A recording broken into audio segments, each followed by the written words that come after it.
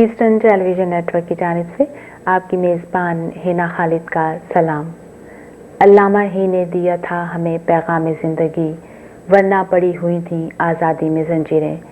शायर मशरिक़ अल्लामा इकबाल की शायरी जोश और वलवले से भरपूर है। उनके ख्वाबों की ताबीर आज पाकिस्तान की शक्ल में मौजूद है। हमारी दुआ है कि अल्लाह ताला पाकिस्तान को सरबुलंदी के साथ कायम और दायम रखे। अल्लामा इकबाल आज हमारे दरमियान मौजूद नहीं, लेकिन हमारी खुशकिस्मती है कि उनके फर्जंद जनाब जावेद इकबाल साहब हमारे साथ तशरीफ़ फरमा हैं। अस्सलाम वालेकुम नाज़रीन। डॉक्टर साहब, आप शाहीन से मुताबिक आपके फादर की जो हैं बातें कुछ बताएंगे, क्या खुसूसियात थी उस शाहीन में? जी, मैं यही अर्ज़ कर सकता हूँ कि उनके नज़दीक शाहीन का जो सिंबल है वो उससे मकसूद इस्लामी दरवेशी या इस्लामी फ़ख्र का तस्वर है। तो वो शाहीन में 5 खुसूसियात उन्होंने उनकी तरफ निशानदेही की है। एक ये कि खिलवत पसंद है जी। दूसरी ये कि आशियाना नहीं बनाता। तीसरी ये कि गैरतमंद है, किसी और के हाथ का मारा हुआ शिकार नहीं खाता। चौथी ये कि बुलंद परवाज है। ये पांचों खूबी पांचवी ये है में है, तेज निगाह है। डॉक्टर साहब ये बताइए थोड़ा सा बैकग्राउंड कि हमारे जो यंग जनरेशन है उनको अल्लामा इकबाल साहब के बारे में एज कम्पेयर टू प्रीवियस बहुत कम पता है। कुछ थोड़ा सा अपना बैकग्राउंड बताइए कि फैमिली कितनी बड़ी थी, कहाँ थे, कैसे था?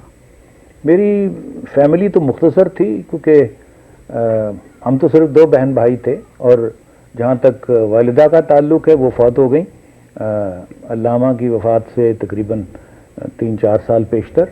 और उस वक्त मेरी उम्र तकरीबन 10 साल की थी। मेरी बहन को तो वो याद भी नहीं, वो मुझसे 6 साल छोटी हैं, तो वो 4 साल की थी। और वालिद फौत हो गए जब वो मैं 13 साल का था और वो मुझसे 6 साल छोटी हैं, जैसे कि ज़ाहिर है।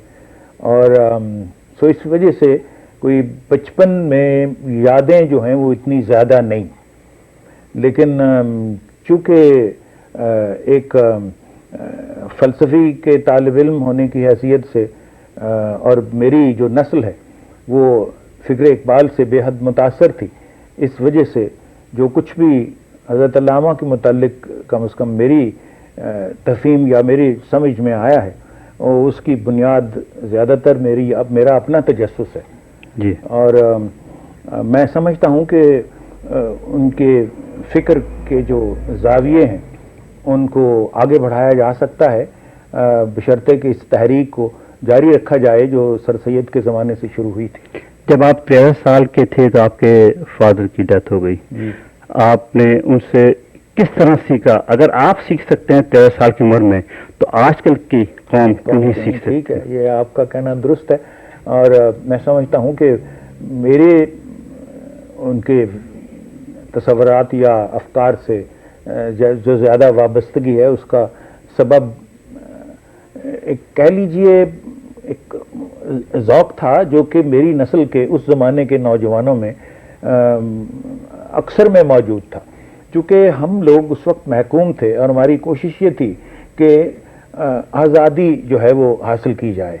और ये जो हमारे बानियान पाकिस्तान हैं, खा वो कायद आज़म की शख्सियत हो, अल्लामा इकबाल हों, सर सैयद अहमद ख़ान हो, मौलाना शिबली नामानी हो, अल्ताफ़ हुसैन हाली हों, ये सारी शख्सियात हमारी यानी कह लीजिए फिंगर पॉइंट्स पर होती थी, क्योंकि हम इनसे ही इक्तसाब करते थे और इन्हीं से ही सबक हासिल करते थे।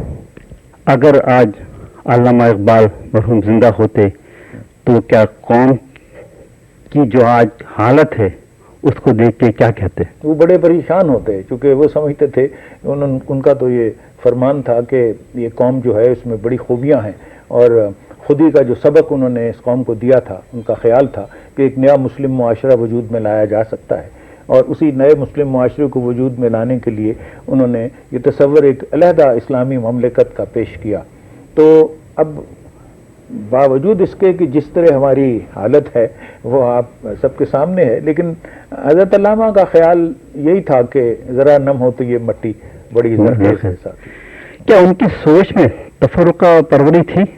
قطعاً نہیں، بلکہ میں تو سمجھتا ہوں کہ انہوں نے جو اسلام سے سبق حاصل کیا وہ یہی تھا کہ اسلام کی بنیاد انسان دوستی ہے، اور ان کے نزدیک سوال ہی نہیں پیدا ہوتا کہ تفرقہ کی کوئی فضا پیدا کی جائے، بلکہ وہ تو سب سے زیادہ زور اس بات پر دیتے ہیں کہ توحید پرست صحیح معنوں میں وہی ہے جو ہیومن سالیڈیرٹی، ہیومن ایکویلٹی اور ہیومن فریڈم پر یقین رکھتا ہو۔ اگر ایسی بات نہیں ہے تو وہ صحیح توحید پرست ہے ہی نہیں۔ تو ہم اس کے معنی یہ ہوئے کہ ہماری قوم مفکر پاکستان کے بنائے ہوئے اصولوں پر، ان کی کتابوں پر عمل نہیں کر رہے؟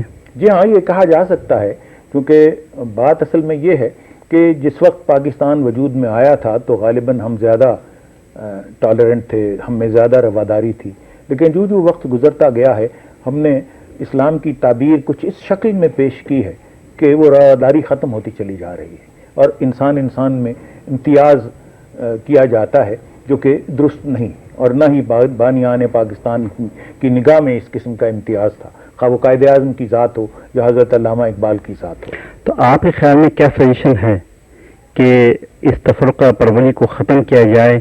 اس میں ہمارے ایجوکیشنل بیک گراؤنڈ کی کمی ہے یا گورنمنٹ کے ایڈمنسٹریشن کی کمی ہے؟ نہیں، میرا اپنا ذاتی خیال یہ ہے کہ اس کی وجہ شروع سے یہی ہے کہ ہماری سیاسی جو قیادت تھی اس میں امیجنیٹو لوگ پیدا نہیں ہم کر سکے، اور بجائے اس کے کہ ہم قائد اعظم کا رستہ اپنائیں، ہم نے اور رستوں کی طرف توجہ دینے کی کوشش کی، اور وقتی طور پر جو بھی ایکسپیڈینٹ ہوا اس کو اپنانے کی کوشش کی، بجائے اس کے کہ کوئی فار فیچڈ یا کوئی امیجنیٹو پلان ہوتا جس کے تحت ہم عمل کرتے۔ تو اس سلسلے میں آپ نے گورنمنٹ کی گورنمنٹ کو کچھ سجیشن دی؟ نہیں، میں اس پوزیشن میں اپنے آپ کو نہیں سمجھتا۔ ہمارے ہاں جو کہہ لیجئے ایسے لوگ ہیں جن کا تعلق، جن کو یعنی کہہ لیجئے تحقیر سے دانشور کہا جاتا ہے، ان کا کوئی مقام نہیں ہے۔ ینگ جنریشن کے لیے آپ کے پاس کیا پیغام ہے؟ ینگ جنریشن کے لیے یہی پیغام ہے کہ وہ شاہین کی خصوصیات پیدا کریں، اور کے ہاتھ کا مارا ہوا شکار مت کھائیں، آشیانہ بنانے کی طرف اس کی پرواہ نہ کریں، یعنی آشیانہ بنانا میٹیریلزم کی طرف جانا ہے۔ یہ ریڈیو، ٹی وی، فریجیڈیئر، یہ ساری زندگی مطلب اسی ایفرٹ میں صرف کر دی جائے کہ یہ چیزیں میں ایکوائر کر سکوں۔ مطلب یہ ہے کہ آشیانہ بنانے کی پرواہ نہ کریں، خود غیرت مند ہوں اور تیز نگاہ ہوں، آنے والے وقت کو سمجھنے کی کوشش کریں، اور اسی طرح بلند پرواز ہوں، ان کا فکر جو ہے وہ آسمانوں پر ہو، اور اس کے ساتھ ہی خوددار بھی ہوں اور خلقت پسند ہوں، کیونکہ کریٹیوٹی جو ہے سب سے زیادہ ضروری چیز کریٹیوٹی ہے، جس سے انوویشن آپ کر سکتے ہیں اور آپ آگے بڑھ سکتے ہیں، قوم کو آگے بڑھا سکتے ہیں۔ وہ تبھی ممکن ہے جب آپ خلقت پسند ہوں۔ کریٹیوٹی تنہائی میں ہمیشہ ہوتی ہے، وہ باتیں کرنے میں نہیں ہوتی، مجمع میں نہیں ہوتی۔ مجمع جس وقت آپ تصور مجمع کا کرتے ہیں تو وہ ہجوم مومنین ہوتا ہے، وہ قوم کی ساخت نہیں بنتی، وہ ہجوم ہے۔ جی، تو ہجوم سے پرہیز کریں، خلوت پسندی ہمارے نوجوانوں میں آئے، کریٹیوٹی سب سے زیادہ اہم چیز کریٹیوٹی ہے۔ پاکستان نے ایٹمی دھماکہ کیا، اس سے قوم میں کچھ مورال بلند ہوا؟ یقیناً ہوا، کیونکہ یہ ایک ایسی اشد ضرورت تھی جو کہ قوم کے مورال کے لیے اس اعتبار سے ضروری تھی کیونکہ سائنس اور ٹیکنالوجی میں قدم آگے بڑھانا یہ کم از کم اس نئے اسلامی معاشرے کا ایک مختلف مقاصد میں سے ایک مقصد تھا جو ہم نے حاصل کر لیا، لیکن اس کے ساتھ ہی جو اس کے ساتھ مجبوریاں آئی ہیں اس کو فیس کرنے کے لیے بھی اتنی ہی ہمت کی ضرورت ہے۔ تو یہ قوم کا جو مرال بلند ہوا، کیا پانی کی بلبلی کی طرح بیٹھ تو نہیں جائے گا؟ انشاءاللہ ایسی صورت تو نہیں ہوگی، لیکن بہرحال ہمیں محتاط رہنا چاہیے کیونکہ ہم بہت مدت تک ایک کہہ لیجئے روحانی اور مادی غلامی میں رہے ہیں، اور اس قسم کی جو غلامیاں ہیں، خواہ وہ روحانی ہوں خواہ وہ مادی ہوں، उनसे छुटकारा हासिल करने में, उनसे एमेंसिपेशन हासिल करने में कुछ मुद्दत लगती है। अब हम तस्वीर के दूसरे रुख आते हैं, क्योंकि आप प्रोफेशनली एक जज वकील थे। आप पाकिस्तान के जस्टिस सिस्टम पे बिलीव करते हैं? जी हाँ, मैं तो 18 साल इससे मुंसलिक रहा हूँ और इस वजह से मैं उस पर कैसे बिलीव ना करूँ। बिलीव अगर ना करता होता तो 18 साल उसमें क्यों गुजर जाते।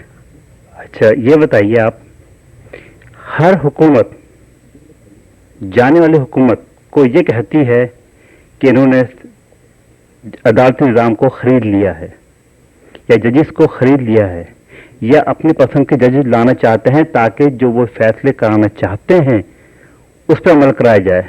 ये कहाँ तक सही है? ये गलत है। मैं असल में समझता हूँ कि बाज़ औक़ात इस किस्म की सूरत पैदा हो जाती है। जजी का जो शोबा है या अदलिया का जो शोबा है वो बड़ा नाजुक सा शोबा होता है, क्योंकि उसने फैसला किसी न किसी के हक़ में करना होता है, एक के हक़ में करे या दूसरे के हक़ में करे, और जिसके भी खिलाफ फैसला होता है उसको ये गिला होता है कि ये मेरे खिलाफ जो फैसला किया गया है ये दूसरा फरीक जो है उसने सिफारिश डाल दी है या उसने कुछ इससे इस तरह करके गलत तरीके से फैसला हासिल कर लिया है। ये दुरुस्त है। हमारे मुआशरे में जिस तरह दीगर जो शोबे हैं ज़िंदगी के उसमें नक्स आए हैं, उस तरह जुडिशरी में भी नक्स आए हों, लेकिन मैं नहीं समझता कि ओवरऑल बेसिस पर हम ये कह सकते हैं। अगर आप पिछले गुज़श्ता 50 सालों में तारीख़ जुडिशरी की पर निगाह रखें तो आप इस नतीजे पर पहुंचेंगे कि दुनिया की कोई भी ताकत, दुनिया की कोई भी ममलिकत इस किस्म के अदवार से नहीं गुजरी जैसी कि पाकिस्तान की हुकूमतें गुजरती रही हैं, और उनका डर्टी लेमन जो है वो जुडिशरी को धोने के लिए पेश किया जाता था, और वो उनके लिए उनको इस एतबार से अगर आप देखें तो जुडिशरी ने बड़े टेंस हालात में काम किया है पाकिस्तान के बनने से लेके अब तक। तो इस अदवार, मुख्तलिफ अदवार से जो जुडिशरी गुजरी है उसमें जुडिशल एक्टिविज्म भी आ जाता है, और उसमें ऐसे वक्त भी आ जाते हैं जबकि जुडिशल सब्जुगेशन करने की कोशिश की गई। 3 दौर तो मार्शल लॉ के पाकिस्तान पर आए हैं, जिस वक्त कॉन्स्टिट्यूशन ही सस्पेंडेड थी, जुडिशरी के इख्तियारात ही कोई नहीं थे, और इमोशनली हम कह देते हैं कि जी जुडिशरी को रिज़ाइन कर देना चाहिए था। ऑल राइट, जुडिशरी अगर रिज़ाइन करे तो और दूसरे आगे उनकी जगह पर बैठ जाते। तो ये मसले का हल नहीं है। सवाल ये है कि जुडिशरी में अगर खराबियां आई हैं तो उसका सबब भी हमारी ओवरऑल सियासी हालत है। अच्छा, तो जुडिशरी आपके मुताबिक, कहने के मुताबिक आज़ाद है? जी, मैं समझता हूं कि जुडिशरी की आज़ादी हमेशा ही रही है, क्योंकि अगर मसलन मिसाल के तौर पर कहते हैं साहब के ये जो भुट्टो का केस था उसमें जुडिशरी आज़ाद नहीं थी, मार्शल लॉ लगा हुआ था, एक डिक्टेटर मुल्क के ऊपर बैठा हुआ था, लेकिन इसके बावजूद आप देखें 4 जजेस जो हैं उन्होंने उसके हक में फैसला दिया, और बाकी जो 5 थे या 3 और 4, 3 ने उसके हक में फैसला दिया, 4 जो थे उन्होंने उसके खिलाफ फैसला दिया। तो अगर वाकई जुडिशरी खरीदी जा सकती तो साथ के साथ ही जजेस खरीदे जा सकते थे, उसमें 3 और 4 का फर्क क्यों था? और दूसरी बात यह है कि जब रिव्यू मूव किया गया उसकी सजा के खिलाफ तो सारे के सारे कोर्ट ने मुतफ़िका तौर पर उस रिव्यू को रद्द कर दिया, डिसमिस कर दिया। तो आप ये नहीं कह सकते कि जुडिशरी की आज़ादी पर कोई इस तरह की कदगन थी। ये अलग बात है, आप उस जजमेंट से इख्तलाफ कर सकते हैं। शुक्रिया डॉक्टर जावेद इकबाल साहब।